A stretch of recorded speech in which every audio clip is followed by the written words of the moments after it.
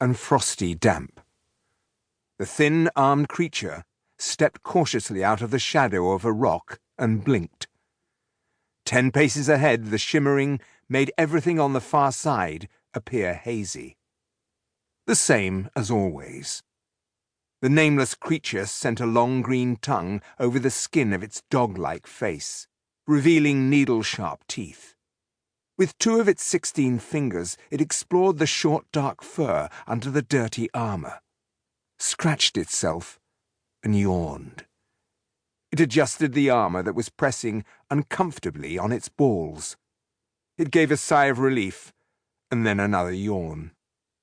On the orders of the strongest one, it had to keep watch from dawn to dusk and immediately report any changes to the quivering vibrations in the air. It was a boring task. Thankless and boring. After a while, it picked up and ate a yellow beetle emerging from under a mouldering thigh bone on the ground. As it chewed, it occurred to the creature that not one of the hundreds of its own kind could remember a time when the air had not shimmered. It grunted and kicked at the black wall of rock, then strolled up to the edge, trailing an overlong sword. As the rusty brown metal blade scraped against the rock floor, it collected yet more dents and notches. The creature sat down on the ground next to the shimmering. Yawning, it picked up a pebble and idly chucked it. The air hissed and flashed, for a second turning opaque like murky water and stopping the pebble's flight. The little stone bounced back and landed at the tip of the creature's boots. Another sigh. This was a ritual that never, ever changed. It was obvious why the pebbles were being chucked. They did not disappear straight away when they met the shimmering. There had been times when the invisible barrier had simply been an indestructible wall.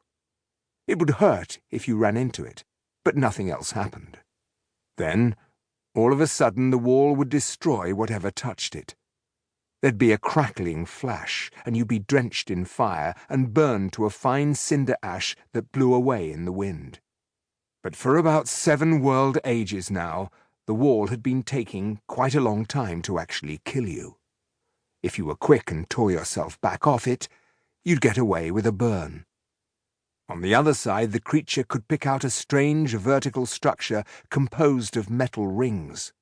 When the sun stood high, there'd be a bright light in the center. Every so often a few small, chunky 2-leggers could be seen going up to the rings, walking around and then disappearing again. You could just see strong high walls with colorful flags atop square towers. But the shimmering made everything indistinct. The towers were quite a way off.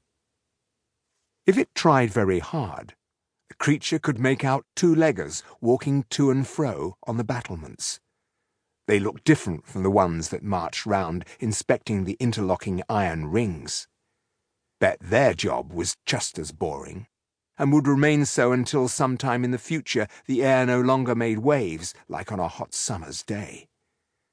That was the moment the strongest one had been waiting for, along with so many others, big and small, 2-leggers and many-leggers, screech phantoms and soul-rippers alike. And the Caudrian, of course. Even the strongest one was afraid of the Caudrian. The flying horror was obeyed by all. When the shimmering stopped, a new empire would open up. The strongest one had told them. There'd be delicious fresh meat and rich pickings for all. The strongest one before the strongest one had promised that as well. And the one before that, the strongest ever, had said the same. The creature didn't believe it any longer, but wasn't going to let on. You died soon enough if you stepped out of line. A single life was nothing. The strongest one had thousands of nameless foot soldiers at his beck and call. Another pebble was chucked half-heartedly. The large brown beetle crawling out of its rocky hiding place was really much more interesting. Moving swiftly, the creature grabbed the beetle, pulled off the poisonous mandibles, and sucked out the entrails, which tasted of rotten wanko berries. There was a lot of satisfied chewing.